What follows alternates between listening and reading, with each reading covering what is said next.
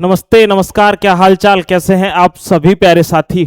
आज की जो क्लास है वो बहुत महत्वपूर्ण क्लास है और सभी प्यारे साथी 21 अगस्त और 22 अगस्त की जो करंट अफेयर्स है वो आप देखेंगे, क्योंकि एक दिन हमने आपकी करंट अफेयर्स नहीं करा पाई थी, यानी कल वाले दिन।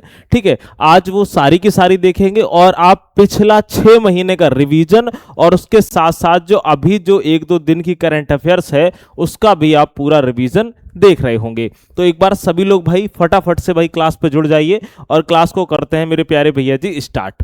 आइए, तो अगर हम बात करते हैं, हमारा पहला प्रश्न है, हाल ही में मद्रास उच्च न्यायालय की मदुरै पीठ ने तमिलनाडु की किस नदी को विधिक नदी यानी लीगल पर्सन का दर्जा प्रदान किया है? तो यह नदी है कहाँ की? आप कहोगे तमिलनाडु की है।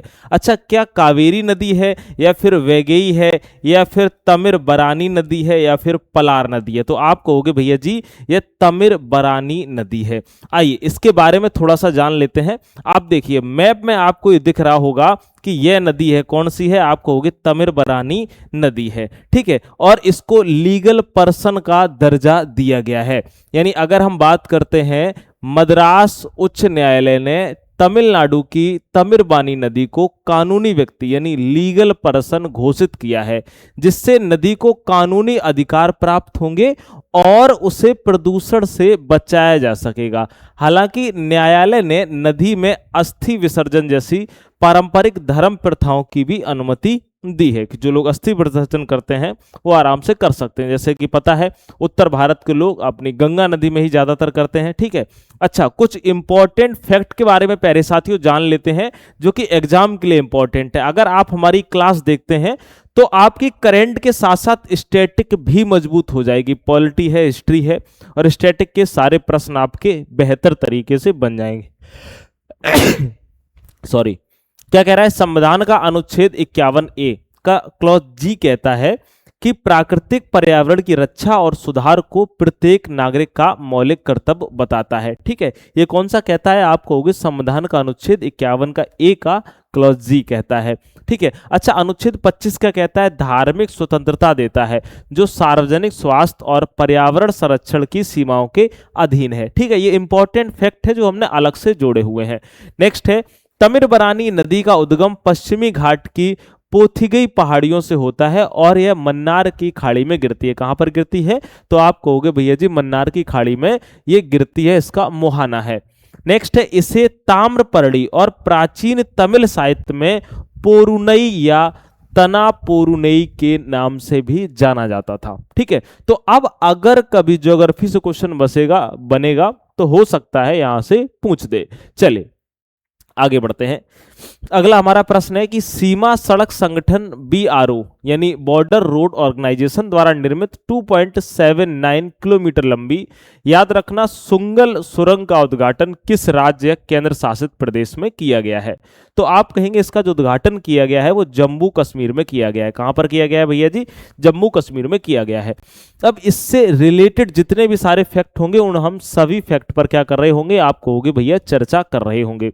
याद रखना, ये देखो सुरंग है, कौन सी है? आप कहोगे भैया जी सुंगल टनल है। अच्छा, कुछ लोग हैं जो कहते हैं कि भैया जी ये लिखने के लिए आप थोड़ा सा साइड हो जाया करो, तो मैं आपको बताता हूं कि मैं आपको इसकी PDF प्रोवाइड कराता हूं 99 वाले बैच में, और वो अगर आप सभी लोग परचेज कर लेते हैं, क्योंकि ज्यादातर जितने भी लोग हमारी क्लास डेली देखते हैं वो सभी परचेज किए हुए हैं one day exam study application play store से डाउनलोड करके। ठीक है, तो वहीं पर आपको मिल जाएगी। आप इतना सारा डेली लिखोगे तो खुद परेशान हो जाओगे। मंथली वाले में रिवीजन कर लिया करो, वीकली में रिवीजन भी कर लिया करो, और जो हम डेली PDF डालते हैं उसको आराम से पढ़ लिया करो। और जो PDF नहीं डल पाई थी 1-2 दिन की, वो अभी हम थोड़ी देर बाद आपको डाल देने वाले हैं। ठीक है, कह रहा है जम्मू पुंछ राष्ट्रीय राजमार्ग NH 144A पर कालीधार पर्वत श्रृंखला के निकट 2.7 किलोमीटर लंबी सुंगल सुरंग का निर्माण सीमा सड़क संगठन BRO द्वारा लगभग 600 करोड़ की लागत से किया गया है। यह टू लेन सड़क सुरंग यानी 2 लेन की क्या हो जाएगी, आप कहोगे सड़क सुरंग हो जाएगी, 1 लेन और 2 लेन की सड़क सुरंग जम्मू और पुंछ के बीच की दूरी को लगभग 13 किलोमीटर कर ऑल वेदर कनेक्टिविटी प्रदान यह करने वाली है। ठीक है, चलिए अब इंपॉर्टेंट जो प्रश्न है सुरंग से रिलेटेड उनको देखते हैं। क्या है, भारत का सबसे लंबा सी ब्रिज मुंबई में स्थित है जिसको अटल सेतु बोलते हैं, 21.8 किलोमीटर लंबा है, याद रखना। नेक्स्ट है, भारत की सबसे लंबी रेल सुरंग उत्तराखंड में T8, याद रखना, जनासू टनल के नाम से जाना जाता है और 14.58 किलोमीटर जो कि अभी निर्माणाधीन है यानी कार्य चल रहा है। अगला है, दुनिया की सबसे लंबी एक्सप्रेस वे सुरंग कहां पर है, चीन में है। चीन में कहां पर है, आप कहोगे तियनसान में है। सेंगली सुरंग याद रख लेना 22.13 किलोमीटर लंबी है। भारत की सबसे लंबी जो रोड टनल है वह कौन सी है, चेनानी नासरी सुरंग। ठीक है, अगर आपने ज्योग्राफी क्लास आप ले रहे होगे तो मैंने आपको लिखाया है, याद रखना, जिसको क्या बोलते हैं, डॉक्टर श्यामा प्रसाद मुखर्जी टनल के नाम से जाना जाता है और लगभग 9.5 किलोमीटर यानी 9.28 किलोमीटर जम्मू कश्मीर में यह स्थित है।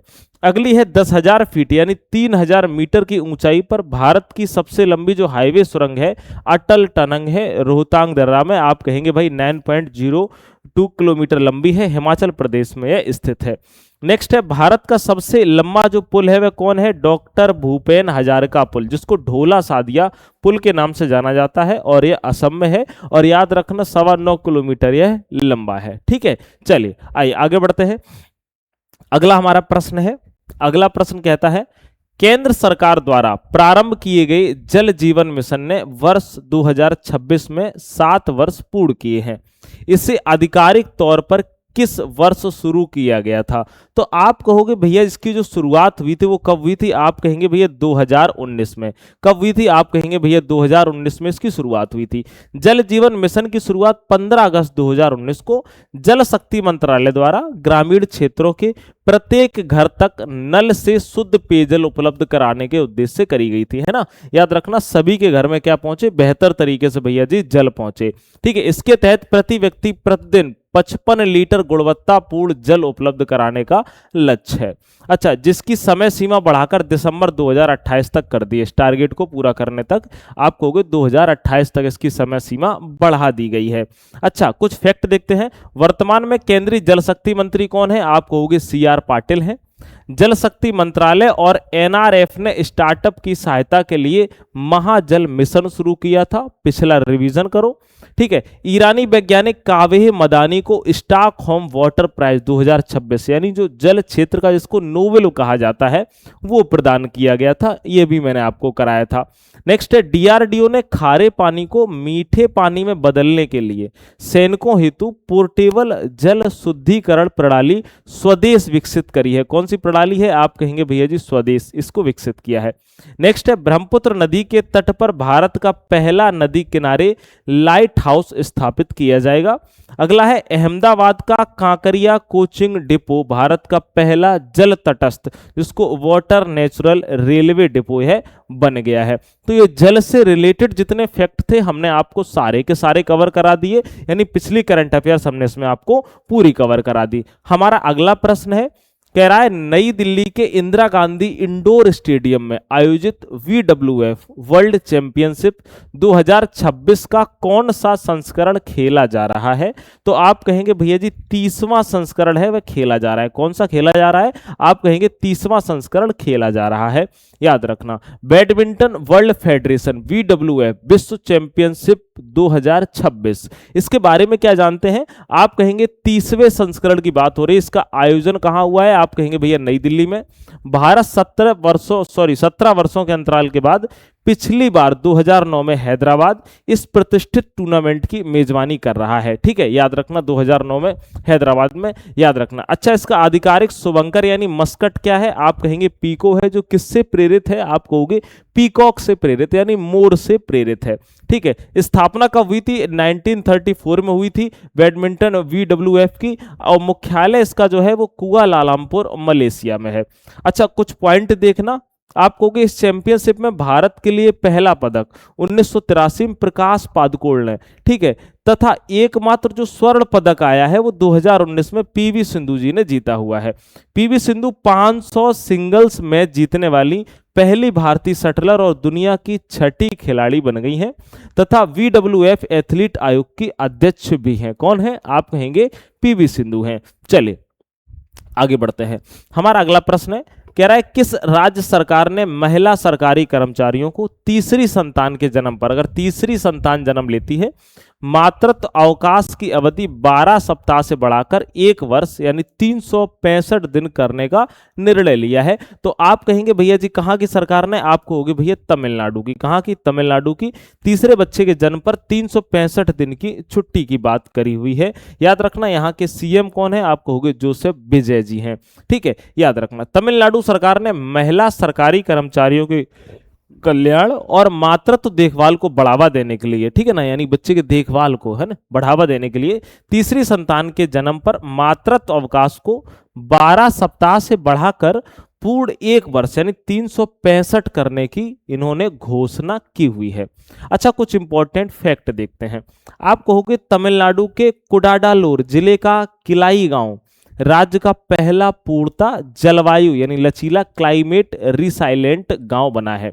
नेक्स्ट है काम राजार बंदरगाह चेन्नई का ऑपरेशन ड्राफ्ट बढ़ाकर 18 मीटर किया गया है, जिससे यह विशाखापत्तनम के बाद दूसरा सबसे गहरा बंदरगाह बना हुआ है। नेक्स्ट है संयुक्त राष्ट्र एफएओ ने तमिलनाडु के किसान बलुवन को मृदा किसान नायक पुरस्कार से सम्मानित किया है। अगला है तमिलनाडु सरकारी अस्पतालों में नवजात शिशुओं को 1 ग्राम सोने की अंगूठी देने हेतु एक योजना चलाई गई जिसका नाम है थाई मामन थंगा मुदिरा थिट्टम योजना चला रहा है। ठीक है, आइए आगे बढ़ते हैं। हमारा अगला प्रश्न है और सारे प्रश्न महत्वपूर्ण हैं, तो आप आराम से बढ़िया से सुनिएगा। कह रहा है मरुस्थलीकरण, भूमि क्षरण और सूखे की रोकथाम के लिए संयुक्त राष्ट्र सम्मेलन UNCCD COP17 की बैठक किस देश में आयोजित की जा रही है? तो इसकी बैठक भैया जी मंगोलिया में आयोजित की जा रही है। अच्छा, मुझे कमेंट में बताओ कि मंगोलिया की राजधानी क्या है। मुझे कितने प्यारे साथी हैं जो मंगोलिया की राजधानी एक बार कमेंट में जरूर बताएंगे। ठीक है, याद रखना। अब हम बात करते हैं संयुक्त राष्ट्र मरुस्थलीकरण रोकथाम कन्वेंशन के 17वें सम्मेलन COP17 का आयोजन मंगोलिया की राजधानी उलान बटोर में 17 से 28 अगस्त तक किया जा रहा है। ठीक है, याद रखिएगा। इस सम्मेलन का मुख्य विषय क्या है? Restoring land, restoring hope. ठीक है, याद रख लीजिएगा, रखा गया है। नेक्स्ट है प्रतिवर्ष विश्व मरुस्थलीकरण और सूखा रोकथाम दिवस। आप कहोगे भैया जी 17 जून को मनाया जाता है। नेक्स्ट है सम्मेलन के दौरान भारत ने गाइड, याद रखना, to grassland and other open natural ecosystem of India नामक पुस्तक भी लॉन्च करी है। और ये जो हमारा प्रश्न हो जाएगा ये कैसा हो जाएगा? आप कहोगे भैया जी बहुत ज्यादा महत्वपूर्ण हो जाने वाला है। कैसा हो जाने वाला है? आप कहोगे बहुत ज्यादा महत्वपूर्ण हो जाने वाला है। अच्छा, कुछ इंपॉर्टेंट फैक्ट देख लेते हैं। और ये फैक्ट क्या कहते हैं कि भारत टेक्स्ट 2026 यानी वैश्विक वस्त्र सम्मेलन का आयोजन नई दिल्ली में हुआ है। ठीक है, नेक्स्ट है उत्तर पूर्वी परिषद NEC का 73वां पूर्ण सत्र शिलोंग मेघालय में आयोजित किया गया है। अगला है 29वां राष्ट्रीय ई गवर्नेंस सम्मेलन जयपुर राजस्थान में आयोजित हुआ है। ठीक है, याद रखिए। आगे बात करते हैं। आप कहोगे राष्ट्रीय महिला आयोग NCW ने महिलाओं के डिजिटल सशक्तिकरण हेतु यशोदा AI पहल का विस्तार हाल ही में कहां पर किया है? तो आप कहोगे भैया जो इसका विस्तार किया गया है वह कहां पर किया है? आप कहोगे भैया पंजाब में किया गया है। अब हम बात करते हैं यशोदा AI पहल है क्या? तो आप कहोगे कि राष्ट्रीय महिला आयोग की अध्यक्ष हैं विजया राहटकर ने पंजाब के जालंधर में यशोदा AI पहल का विस्तार किया है। इसका एक उद्देश्य है महिलाओं को कृत्रिम बुद्धिमत्ता AI और साइबर सुरक्षा का प्रशिक्षण देकर डिजिटल रूप से साक्षर और सशक्त बनाना। यानी कि साफ साफ कह रहा है कि कृत्रिम बुद्धिमत्ता जो AI है और साइबर सुरक्षा का प्रशिक्षण दिया जाए। नहीं, फोन करके अगर कह दिया जाए ना कि आप अपना OTP दे दो, वो तुरंत OTP पकड़ा देती हैं कि भाई आपको इतने पैसे मिलेंगे या इस योजना का आप लाभ उठा रही हो, ठीक है ना, या फिर बाबू ने सिम चेंज कर ली है तो फिर तुरंत OTP दे देती हैं। OTP देने से ही फिर उनका पूरा सब कुछ खत्म हो जाता है। अच्छा, यशोदा एआई जो अभियान है इसकी शुरुआत मई 2025 में महात्मा ज्योतिबा फुले रुहेलखंड विश्वविद्यालय बरेली उत्तर प्रदेश से हुई थी। याद रखना यह महिलाओं के लिए भारत का पहला एआई साक्षरता अभियान है। अगला है कि राष्ट्रीय महिला आयोग एनसीडब्ल्यू की स्थापना 21 जनवरी 1992 को एक वैधानिक निकाय के रूप में हुई थी। इसका मुख्यालय नई दिल्ली में है तथा यह महिला एवं बाल विकास मंत्रालय मंत्री अन्नपूर्णा देवी के अधीन कार्य करता है, याद रख लेना। अच्छा, अगर बात करते हैं राष्ट्रीय महिला आयोग की प्रथम अध्यक्ष कौन रही हैं, तो आप कहोगे जयंती पटनायक जो थी वो प्रथम यानी पहली अध्यक्ष थी। वर्तमान अध्यक्ष कौन है, आप कहेंगे विजया राहटकर हैं, वह भैया जी वर्तमान अध्यक्ष हैं। ठीक है, आइए अगला प्रश्न है, दक्षिण सूडान में संयुक्त राष्ट्र शांति मिशन जिसको अनमिस में उत्कृष्ट सेवा देने हेतु हाल ही में कितने भारतीय शांति सैनिकों को प्रतिष्ठित, अगर हम बात करते हैं कि एक इनको सम्मान दिया गया है, उसका नाम नहीं याद आ रहा है और इसमें भी नाम थोड़ा सा गलत लिखा हुआ है। ठीक है, एक मेडल दिया गया है, चलिए एक बार देखते हैं भाई इसमें क्या दिया गया है। आयोजित अनमिस सेवा में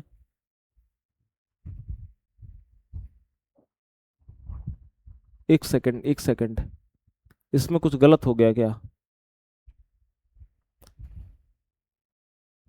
एक सेकंड रुकिएगा जरा, एक सेकंड।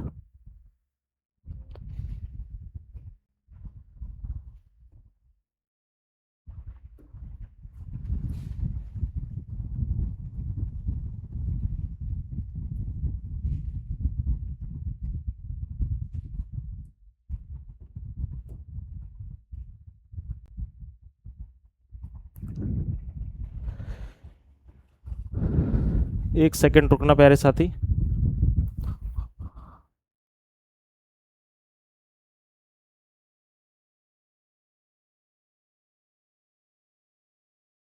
जी हाँ, संयुक्त राष्ट्र पदक था। ठीक है, चलिए अब दिख रहा होगा ना? हाँ, अब तो दिख रहा होगा। चलिए, इस पदक का नाम नहीं याद आ रहा था जस्ट अभी। आइए, क्या कह रहा है कि दक्षिण सूडान में संयुक्त राष्ट्र मिशन अनमिस में उत्कृष्ट सेवा देने हेतु हाल ही में किसने भारतीय शांति सैनिकों की प्रतिष्ठित संयुक्त राष्ट्र पदक से इसको सम्मानित किया गया है? तो आप कहोगे भैया जी 210 लोगों को, किसको? 210 सैनिकों को सम्मानित किया गया है। ठीक है, दक्षिण सूडान की राजधानी जुबा में आयोजित एक समारोह में अनमिस के तहत सेवा दे रहे 210 भारतीय शांति सैनिकों, जिनमें 6 महिलाएं हैं, 6 महिला सैनिक और 7 स्टाफ अधिकारी शामिल हैं। कितने हैं? आप कहोगे 6 महिला सैनिक हैं और 7 स्टाफ अधिकारी शामिल हैं और उनको असाधारण योगदान के लिए संयुक्त राष्ट्र पदक से सम्मानित किया है। देखो ये लिखा हुआ था, हमने इसकी व्याख्या लिखी थी लेकिन थोड़ा सा ध्यान नहीं आ रहा था, है ना, तो उसके लिए मैं माफी चाहता हूं आप लोगों से। कभी कभार बहुत सारी चीजें होती हैं कि जो जस्ट लिखो और जस्ट ही याद से भूल जाती हैं। आइए बात करते हैं भारतीय सैनिक लॉन्स। आपको इंपॉर्टेंट फैक्ट देखते हैं कि भारतीय सैनिक लॉन्स हवलदार हरभजन सिंह और नायब सूबेदार सुजीत कुमार प्रधान को मरणोपरांत डैग हैमरशोल्ड मेडल देने की घोषणा की गई है। अगला है, भारत संयुक्त राष्ट्र शांति मिशनों में सैन्य और पुलिस बल भेजने वाला दूसरा सबसे बड़ा योगदानकर्ता देश बना है। टॉप पर कौन सा है? आप कहोगे नेपाल है, याद रखना। नेक्स्ट है, संयुक्त राष्ट्र यूएन की स्थापना 24 अक्टूबर 1945 को हुई, आपको पता है, और 24 अक्टूबर को ही यूएन डे मनाया जाता है। इसका मुख्यालय न्यूयॉर्क में है तथा वर्तमान महासचिव कौन है? आप कहोगे एंटोनियो गुटेरस हैं।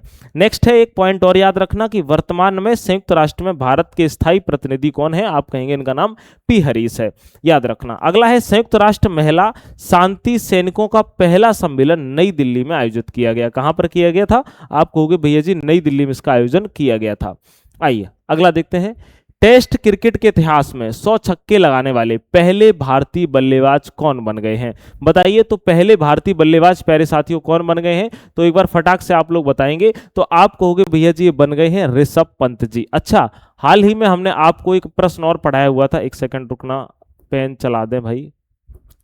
ठीक है, कौन बन गए हैं? आप कहोगे ऋषभ पंत बन गए हैं। अच्छा, हमने आपको हाल ही में कुछ क्रिकेट से लेकर के बताया था, आइए उसका रिवीजन भी कराते हैं। पहले इसका देखो, ऋषभ पंत ने श्रीलंका के खिलाफ गोल में खेले जा रहे टेस्ट मैच में लहिरू कुमारा को गेंद को अपना 100वां छक्का इन्होंने लगाया है। वे टेस्ट क्रिकेट में 100 छक्के लगाने वाले पहले भारतीय तथा दुनिया के चौथे बल्लेबाज बन गए हैं। अब याद रखना, कुछ इंपॉर्टेंट फैक्ट, दुनिया में इनसे पहले एडम गिलक्रिस्ट, बेंटन मैकुलम और ब्रेन स्टोक ये उपलब्धि हासिल कर चुके हैं इनसे पहले तीन, ठीक है, याद रखिए। नेक्स्ट है ऋषभ पंत ने 51वें टेस्ट मैच की 89वीं पारी में यह मुकाम उन्होंने हासिल किया है। अगला है रविचंद्रन अश्विन अमेरिका की मेजर लीग क्रिकेट एमएलसी में खेलने वाले पहले भारतीय अंतर्राष्ट्रीय खिलाड़ी बने हुए हैं। याद रखना रविंद्र जडेजा टेस्ट में 4000 प्लस रन और 350 प्लस विकेट लेने वाले कपिल देव के बाद दूसरे भारतीय बने हुए हैं, और ये अभी हमने आपको पढ़ाया था और आप इसका बेहतर तरीके से रिवीजन करेंगे। अगला है क्रांति गौड़ लॉर्डर्स के ऑनर्स बोर्ड पर नाम दर्ज कराने वाली पहली भारतीय महिला क्रिकेटर बनी है। नेक्स्ट है Saurabh Ganguly ICC hall of fame में शामिल होने वाले भारत के 12वें क्रिकेटर बने हुए हैं।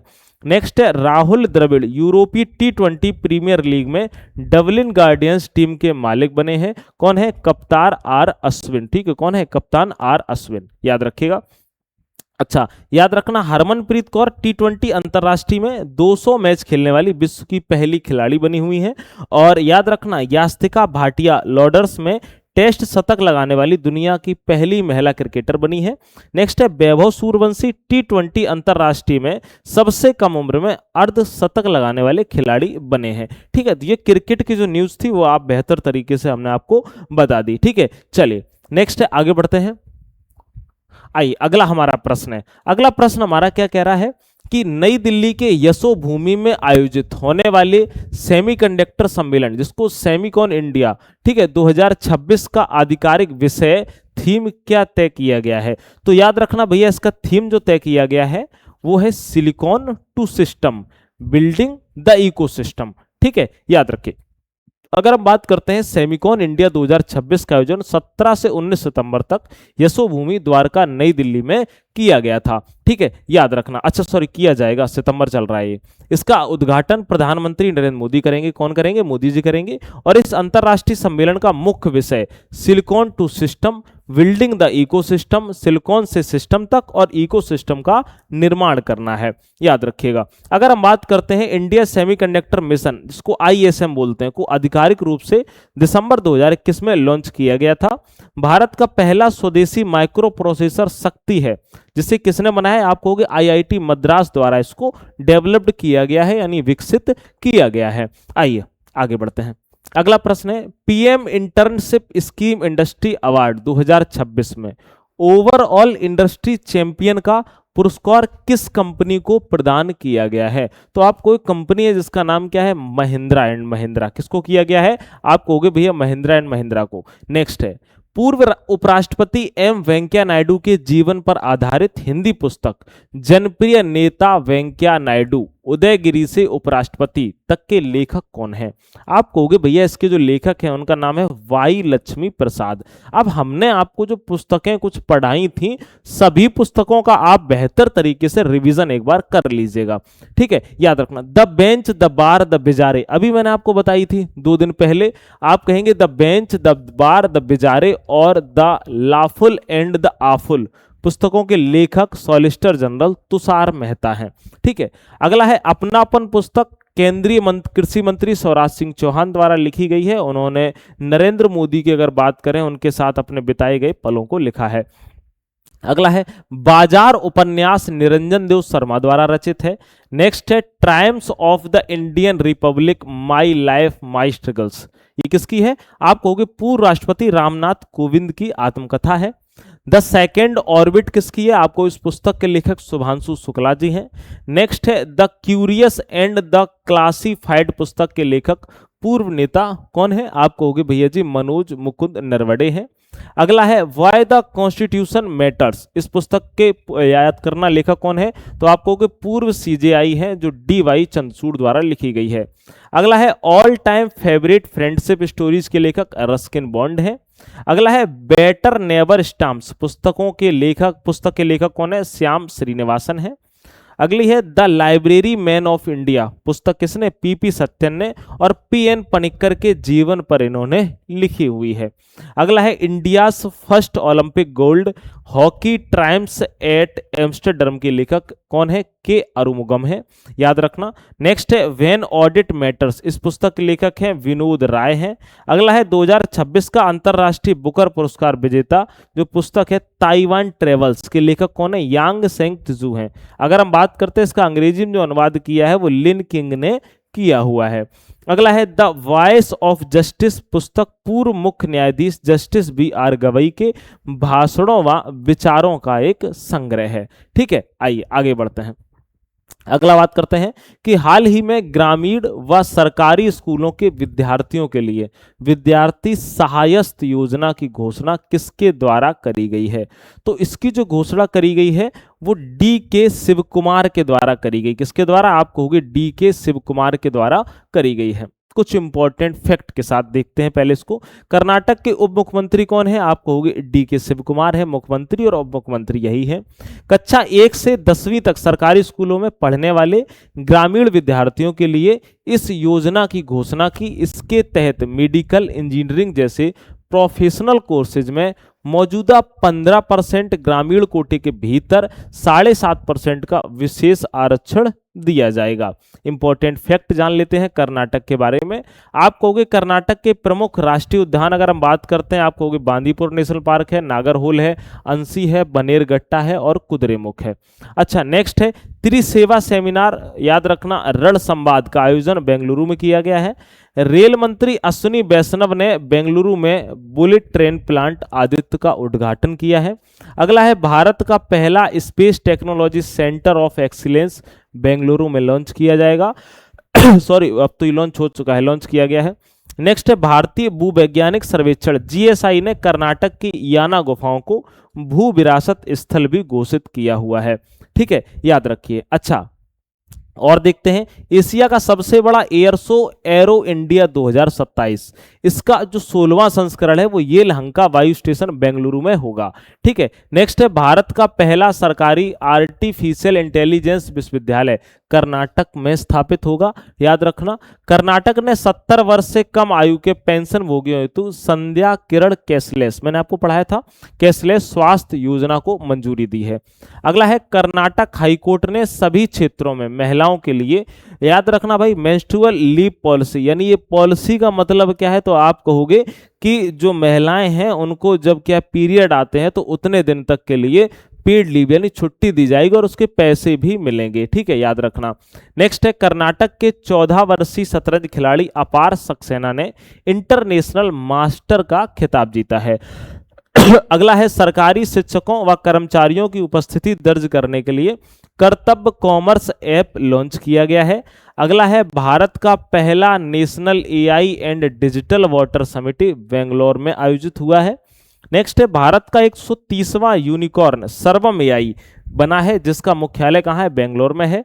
नेक्स्ट है ब्रिजमैन ऑफ इंडिया के नाम से प्रसिद्ध कर्नाटक के इंजीनियर गिरीश भारद्वाज का निधन हो गया और इनको 2017 में पद्मश्री प्राप्त किया गया था।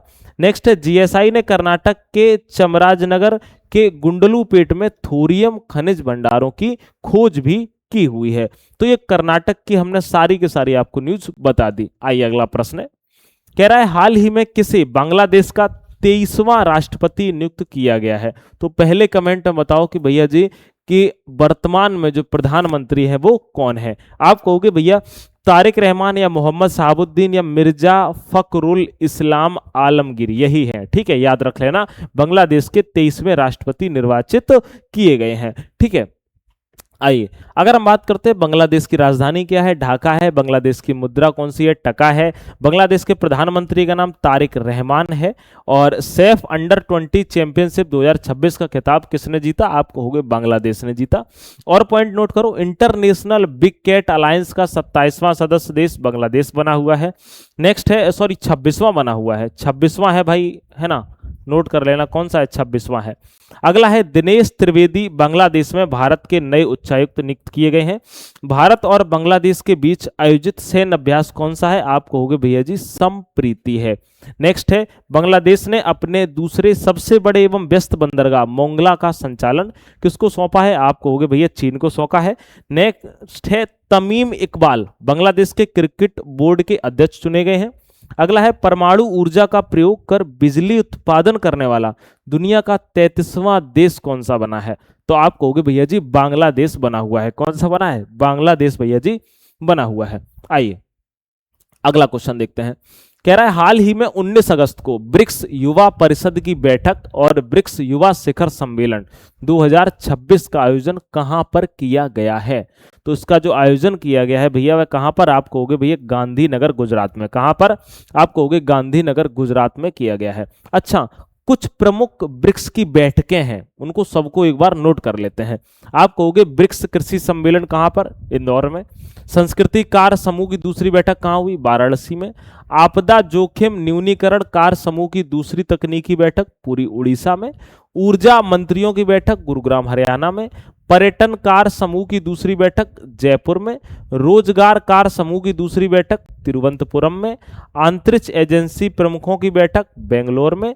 एंटी ड्रग एजेंसियों की बैठक गुवाहाटी में। महिला कार्य समूह की बैठक याद रखना कोच्चि में। 12वीं श्रम एवं रोजगार मंत्रियों की बैठक हैदराबाद में। 16वीं स्वास्थ्य मंत्रियों की बैठक चंडीगढ़ में। 8वीं महासागरीय एवं ध्रुवीय विज्ञान कार्य समूह की बैठक गोवा में। ठीक है, याद रखिएगा। आइए अगला देखते हैं। भारत में प्रत्येक वर्ष 20 अगस्त को कौन सा दिवस मनाया जाता है, तो आप कहोगे भैया जी कौन सा दिवस मनाते हैं, आप कहोगे भैया अक्षय ऊर्जा दिवस मनाया जाता है। ठीक है, याद रखना। अच्छा, अब सारे के सारे दिवस हैं, इनका जो इंपॉर्टेंट दिवस है इनका रिवीजन कर लेते हैं। 1 अगस्त को राष्ट्रीय पर्वतारोही दिवस मनाया गया। वर्ल्ड वाइड वेब दिवस मनाया गया। विश्व फेफड़ा कैंसर दिवस भी मनाया गया। ठीक है, 3 अगस्त को राष्ट्रीय अंगदान दिवस मनाया गया। 6 अगस्त को हिरोशिमा दिवस मनाया गया। 7 अगस्त को राष्ट्रीय हथकरघा दिवस, भाला फेंक दिवस, महाराष्ट्र में MS स्वामीनाथन जयंती, सतत कृषि दिवस मनाया गया। नेक्स्ट है 8 अगस्त को भारत छोड़ो आंदोलन दिवस, इसको अगस्त क्रांति दिवस के रूप में जानते हैं। 9 अगस्त को विश्व आदिवासी दिवस। 10 अगस्त को विश्व शेर दिवस और विश्व जैव ईंधन दिवस। नेक्स्ट है 12 अगस्त को आप कहोगे अंतरराष्ट्रीय युवा दिवस, विश्व हाथी दिवस। 13 अगस्त को आप कहोगे विश्व अंगदान दिवस। 14 अगस्त को आप कहेंगे विभाजन विभीषिका स्मृति दिवस। नेक्स्ट है 19 अगस्त को आप कहोगे विश्व मानवतावादी दिवस, विश्व फोटोग्राफी दिवस। 20 अगस्त को राजीव गांधी की जयंती पर सद्भावना दिवस। ठीक है, ये सारे के सारे क्या करेंगे प्यारे साथियों, तो आप कहोगे भैया जी मनाए गए। आइए आगे बढ़ते हैं। अब हम करते हैं कल का सारा रिवीजन। तो आइए भाई रिवीजन वाली कक्षा में एक बार फटाक से आंसर करेंगे, यहाँ ज्यादा समय नहीं लेंगे। भारत के प्रथम 14D वर्चुअल जू और डिजिटल जंगल सफारी का शुभारंभ कहाँ किया गया, तो आप कहोगे भैया जी इंदौर में। कहाँ पर किया गया, इंदौर में। नेक्स्ट है टेस्ट क्रिकेट में 4000 से अधिक रन बनाने के साथ 350 से ज्यादा विकेट हासिल करने वाले दूसरे भारतीय ऑलराउंडर कौन बने हैं, आप कहोगे रविंद्र जडेजा जी बने हैं। नेक्स्ट है राष्ट्रीय खेल पुरस्कार 2025 में कितने खिलाड़ियों का चयन अर्जुन पुरस्कार के लिए किया गया है, तो आप कहेंगे भैया 17 खिलाड़ियों का चयन किया गया है। अगला है भारतीय सेना प्रमुख जनरल धीरज सेठ को किस देश की सेना द्वारा मानद जनरल की उपाधि से अलंकृत किया गया है, तो आप कहोगे नेपाल की सेना के द्वारा, याद रखना। नेक्स्ट है एशियाई जूनियर ब्रिटिश शतरंज चैंपियनशिप 2026 के आयोजन का केंद्र कौन सा शहर बना हुआ है, तो आप कहेंगे भैया जी याद रखना मुंबई बना हुआ है। नेक्स्ट है एयरटेल पेमेंट बैंक के नए अध्यक्ष पद के लिए किसका चयन किया गया, तो आप कहोगे शबनम सिन्हा का चयन किया गया।